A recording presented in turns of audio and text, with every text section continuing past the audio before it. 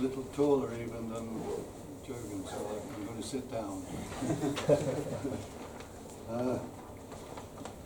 Good. This is the most unacademic presentation I've ever made in my life. And I'm not ashamed of it because I'm retiring next April, or next March. Anyway, it's called A Simple Mantra. And I want to talk about something that I first thought of when the JET program began. As you remember, the JET program began in the 1980s. It was supported by two separate ministries. It was supported by the Ministry of Education, which of course wanted these young people to come and teach English in elementary and secondary schools. But the other half of the support was from the Foreign Ministry, and they didn't care about education.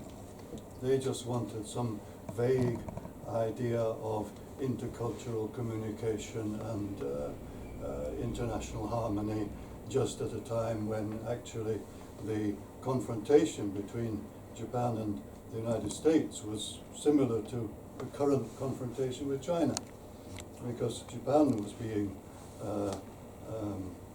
criticized for dumping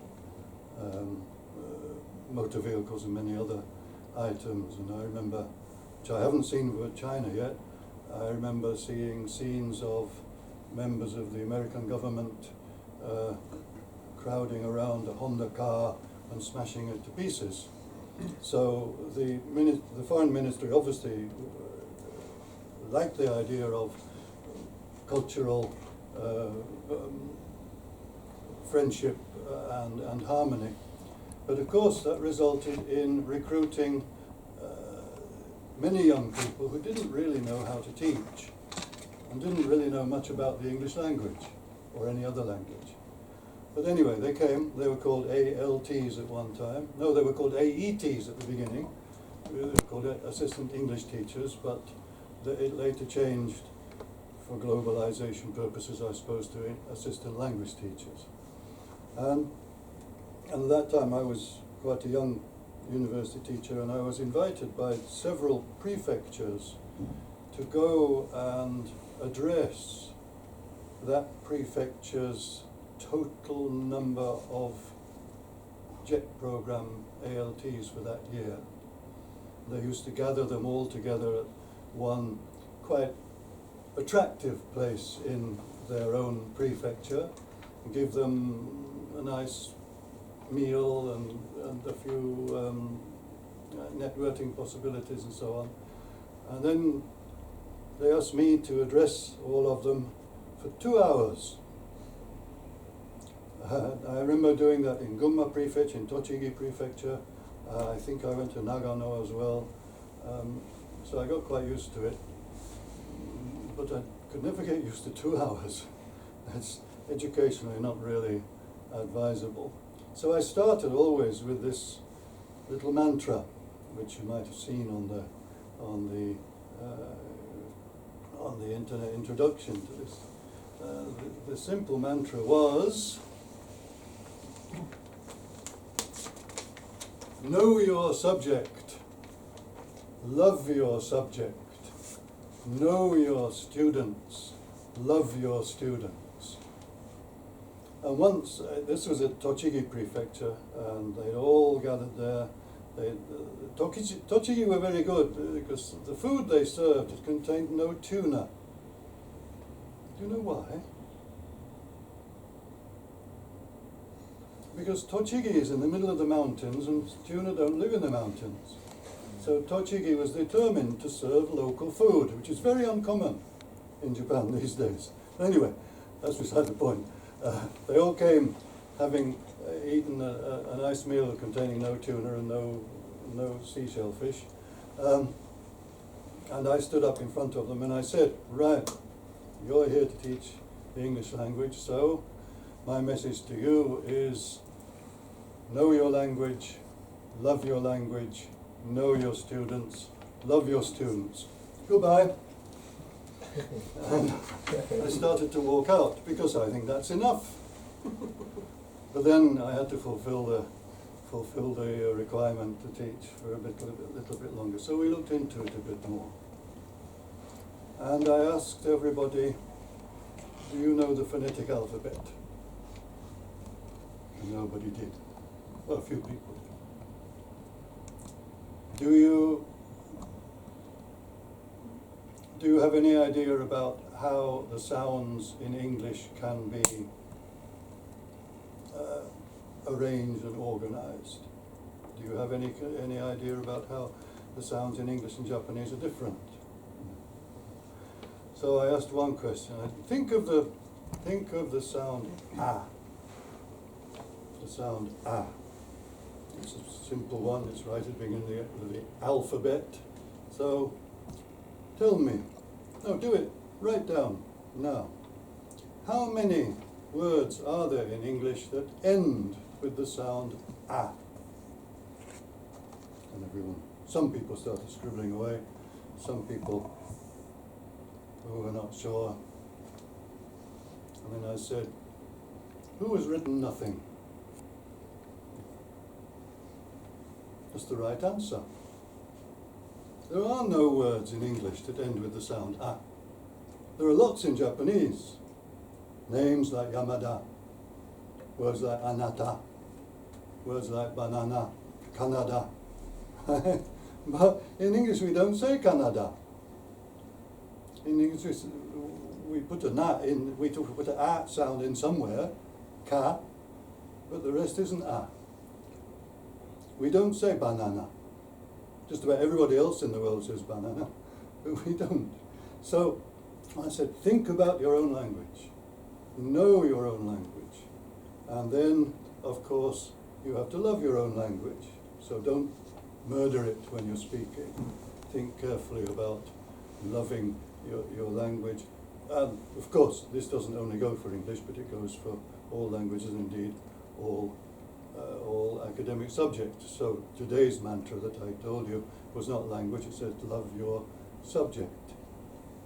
Know your subject and love your subject. So, just that at the end is one example. I sometimes do it with o at the end. And it's the same answer. There are no words in English that end with o. There are plenty that finish with the letter O, but no one says Toronto. No, do you? Makes you wonder. Spanish, of course, it's okay. Spanish has it, and the two people in Venezuela now both end in O. So there we are. A knowledge of the subject is important, and a love of the subject is important. Then we come to know your students and love your students. Knowing students in Japanese universities is very difficult because they come from so many different backgrounds, especially universities like Hitotsubashi, who recruit from all over the country. And Hitotsubashi is very lucky to be able to do that.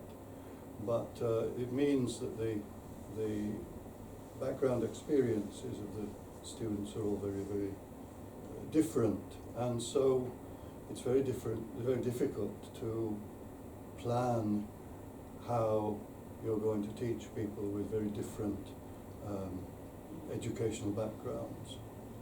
In that respect, I don't know about you, sometimes I wish I'd been a kindergarten teacher, because a kindergarten teacher can recognize immediately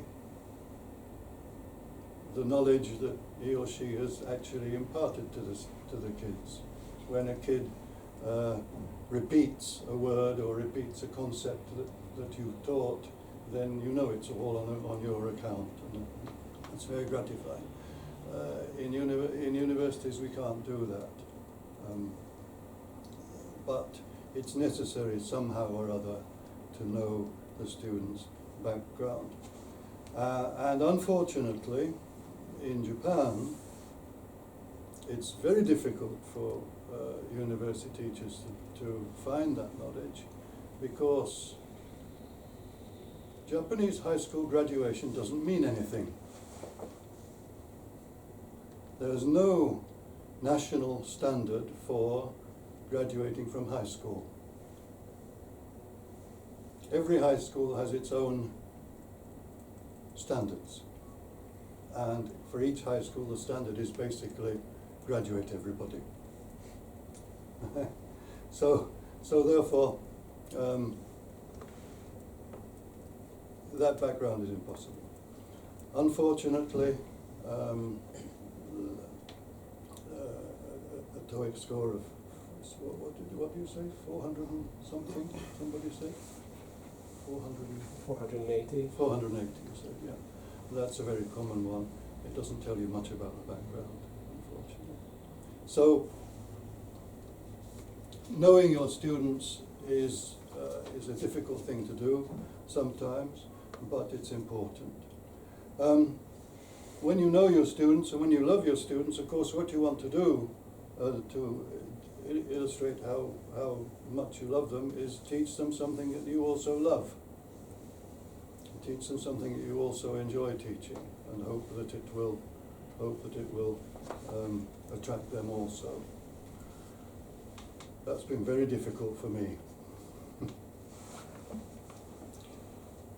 A university teacher should be able to teach what he or she is researching.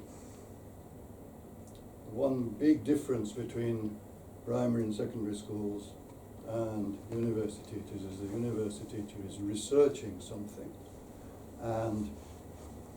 and using the results of that research in teaching, and indeed probably gaining from the experience of teaching it and observing how the students absorb it. Unfortunately, in my case, I before I came to Japan, which was a hell of a long time ago, before I came to Japan, I studied 2 foreign languages, neither of which was Japanese. Probably the best one was German. And I would have loved to come to Japan and be a German teacher, because then I could have continued my research into certain aspects of German. But that was absolutely impossible. I was told in a very unglobalized manner at a university that was intending to be very globalized. I was told that, you're a native speaker of English, you have to teach English. And that is still a very, very, very common attitude among university employers in Japan. I claim that when I first came here, I don't know about now, I was equally well qualified to teach German as many of my colleagues from inside Japan.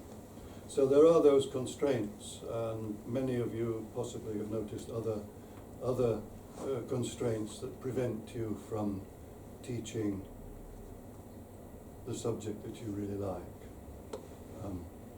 That, of course, doesn't only apply to foreign people in global universities, but it's something I think that's worth remembering and worth trying to overcome. Oh dear. One other thing, going very quickly.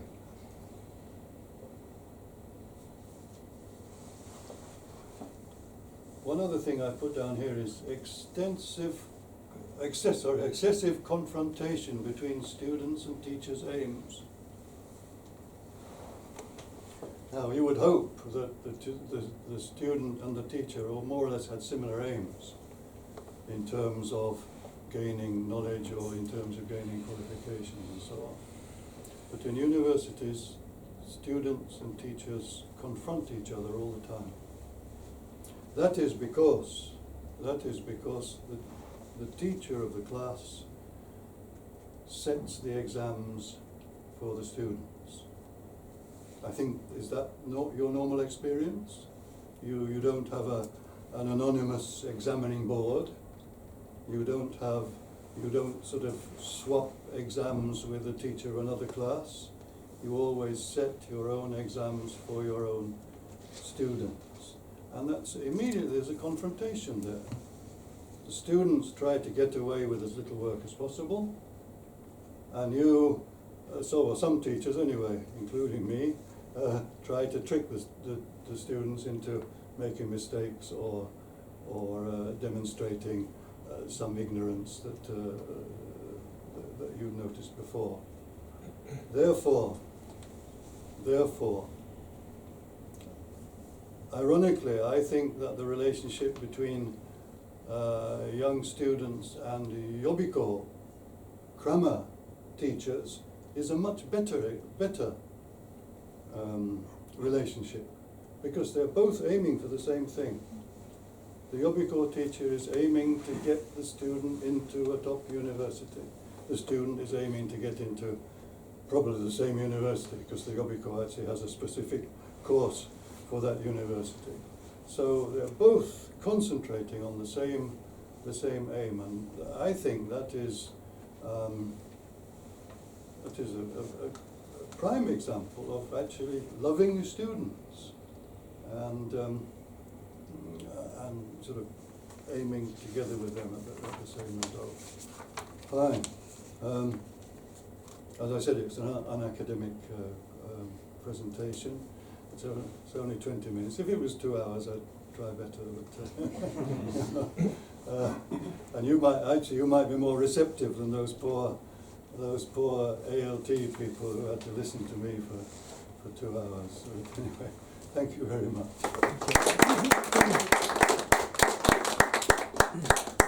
So if you have any questions, you can ask them freely now. Yes. Okay. Thank you, that's brilliant. Yeah. But it seems to me like you're teaching to the converted. Well, I would like you to speak about the Japanese professors who give up on research, who give up on improving their lessons and their contribution to students' education, and who seem to float through the system until retirement, which is my experience over the years with different faculty. Yeah. Thank you. I'm trying. I haven't got much longer to go, but at the university at which I'm working now, which has students who are lucky to have 480 TOEIC, they're in one particular faculty. I've noticed and pointed it out that the gap between the capacities of the students and the very ambitious research aims of the teachers is very, very great. And I've tried all kinds of means to persuade them to try to recruit slightly more talented students, for example, which would help. But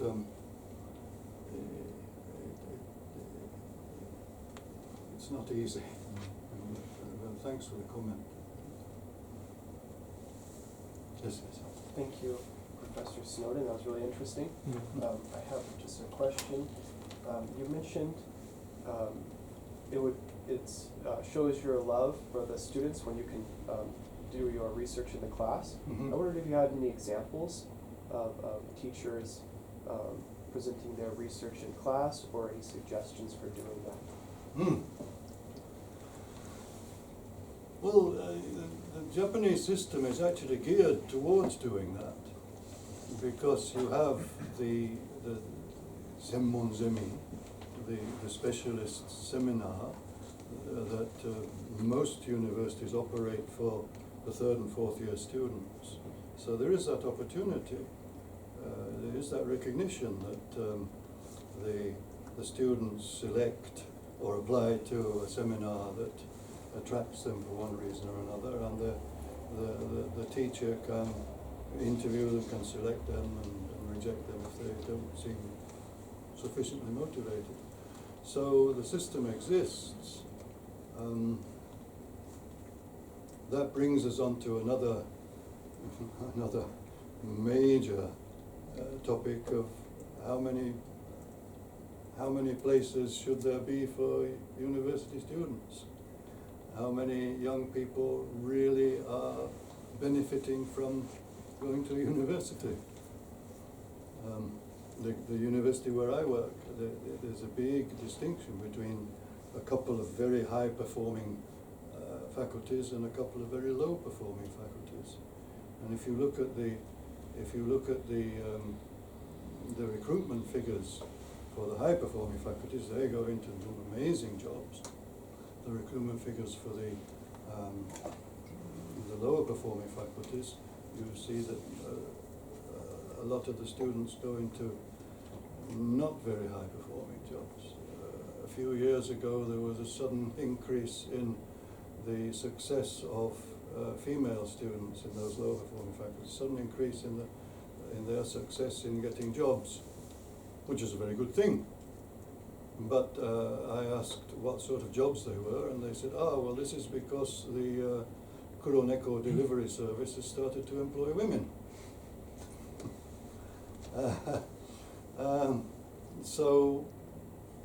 And there is actually one colleague of mine now trying hard to do some research into how much income such young people might have lost through attending a university for 4 years.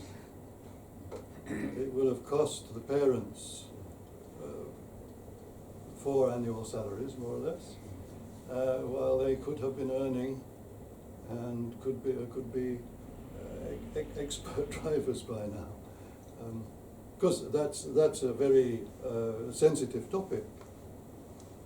You know, I mean, the same as happened in my country, in Britain. The number of university places has expanded so that there are university places probably for over 50% of young people. And you know, you should not really object to it, because all sorts of things can happen. But sometimes the results are sort of indicative in that way.